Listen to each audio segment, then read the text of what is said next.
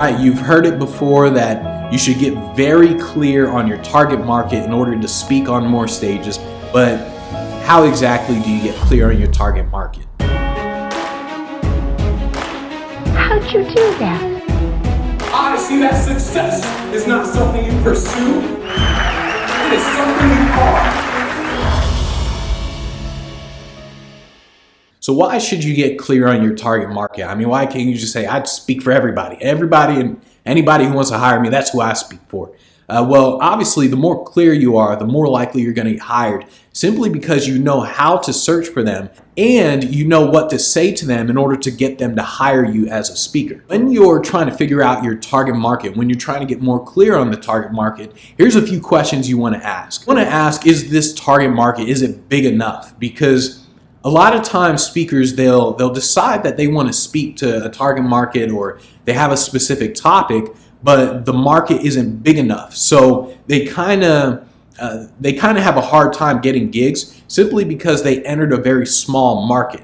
So you want to make sure that the market is big enough in order for you to make whatever it is you need to make. If you want to make 7 figures, is the market big enough to make 7 figures in? And the way you simply figure that out is you look for other speakers in your market and say, okay, what are they making? Or are they speaking on tons of stages? So if you're trying to speak on plants and you realize that, okay, it's not a huge market and I don't really see too many 7-figure speakers speaking on plants, then maybe you shouldn't go into that market. So figure out first if it's a big enough market for what it is you want to speak on. Once you know the size of the market, you know that, okay, it's a big enough market for you to go speak on. Now you want to think in terms of that whole problem thing. So what problem do you solve? But it's really important that you understand the true problem from their perspective, not yours. A lot of speakers say things like, well, I solve the problem of I help businesses increase their revenue more.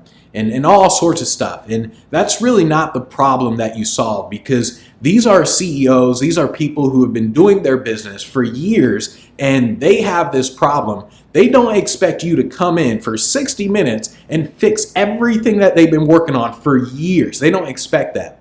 The problem that you solve more often than not, if you're getting a paid keynote gig, is that you solve the boring-itis problem. Most speakers are boring, so maybe you bring in something fresh. So be very clear about what problem you solve from their perspective. And the third thing that's probably the most important thing is, are they actively looking for speakers like you? I remember a history speaker sent me an email and he was saying his topic is history and he wanted to get more corporate gigs. And I told him that you can't say you're a history speaker. You have to say you're a leadership speaker and then use history in your presentation. And the reason for that is because people aren't looking for history speakers, but they are looking for leadership speakers. So you have to think, are people even looking for me as a speaker?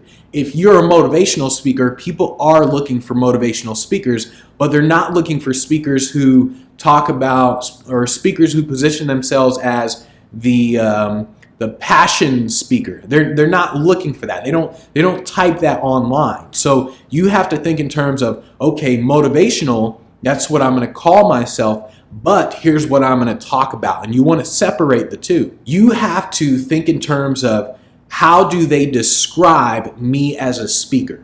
Not how do I describe myself, but how do they describe me? So if I'm a history speaker and I talk about history, I describe myself as a history speaker. But the way they describe me is a leadership speaker. That's what they're looking for. So that's what I'm going to describe myself as. If I'm talking about cold calling, and that's what I talk about. Well, people aren't looking for cold calling speakers. They're looking for sales speakers, sales trainers. That's what they're looking for. So describe yourself in a way that they are actually looking for you, not in a way that you are talking about. You just have to be very aware of how you see your speech versus how they see you as a speaker. And really, to get it down really good, you want to think in terms of, okay, who's another speaker that's similar to you? So if I were to be a sales speaker, a sales trainer, I would look at someone like Grant Cardone, Brian Tracy. These are guys that are in that field. If I were to do social media, then someone like Gary Vaynerchuk. And I would look at him and I would say, okay, how does he position himself? And okay, he says he's a social media speaker. And Grant Cardone, he says he's a sales speaker. So you don't want to get cute with the way you say things in order to make yourself look different. You want to be very aware of how people look for you, and that's how you want to position yourself as. So getting more clear on your target market, it really just comes down, you want to think of the big market, and then you want to get clear on the problems within that market. So you can be a sales speaker, that can be your market, your big market. And then the problems within that market, they just spread off into multiple things. It can be cold calling is one problem, e-commerce sales is another problem, and you can be a specific speaker for those types of industries. But you want to start with a big market, you want to focus on the problem within that market, and then you want to describe yourself in a way that people are actually looking for you as a speaker. And here's something that a lot of big time speakers have done and still do in order to get hired. So it's not in terms of here's what I talk about and let me go find people to hire me. It's more about what are they looking for, and that's what I speak about. I guarantee you almost all the big time speakers do this. A lot of them have even talked about doing it.